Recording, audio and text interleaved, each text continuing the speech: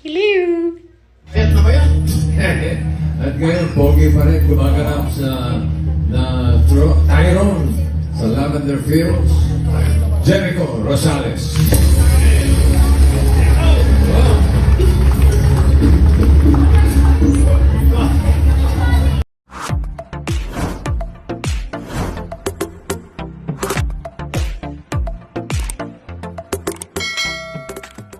Mga netizens at The Barkads tinutukan ang muling pagbisita sa Eat Bulaga ng nag-iisang Mr.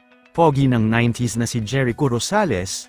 Ngayong araw ng Huwebes, October 10 ay muli nga nating nakasama sa ating masayang tanghalian ang longest noontime show na Eat Bulaga kasama ang nag-iisang Mr.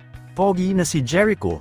Sa naging live episode ngayong tanghali ng programa ay isa nga sa mga nakisaya at nakipagkulitan sa mga The Barkads ang aktor at original Mr. Pogi ng 90s na si Jericho Rosales. Talaga nga namang marami ang nag-abang sa kanyang muling pagbisita sa studio ng Eat Bulaga kung saan ay special guest siya ngayong tanghali sa programa. Game na game nga siyang nakipagkulitan at nakisaya at naglaro sa isa sa sikat at inaabangang segment ng Eat Bulaga na Bawal Judgmental Ka Ba?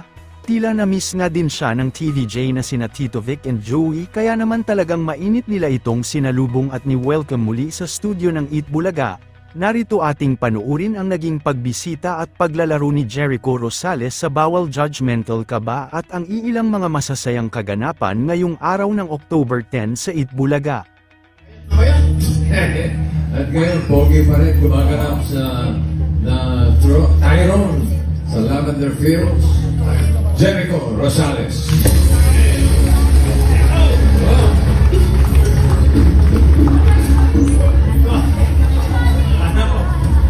May kasabihan ka.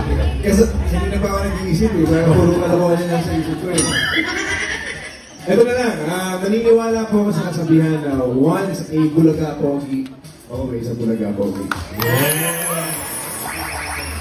Bulag kayo, no?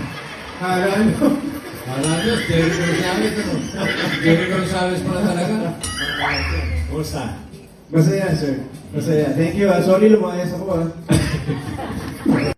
naniniwala po ako sa kasabihan na once a Bulaga Pogi, always a Bulaga Pogi. Bulag kayo, no? Ano? Alam nyo, Jericho Rosales, ano? Jericho Rosales pala talaga.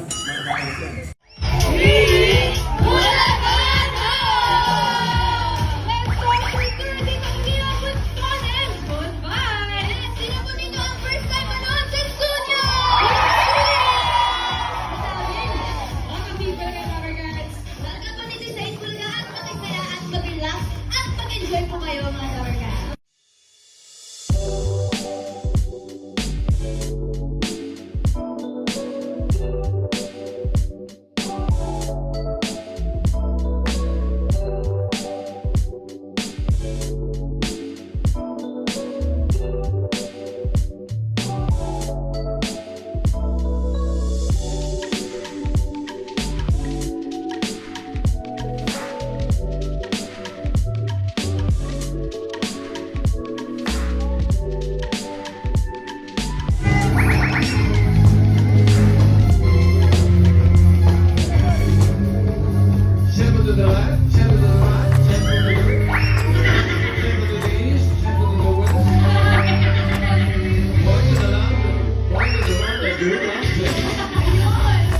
Ang pangalan po natin studio, sabay-sabay tayo.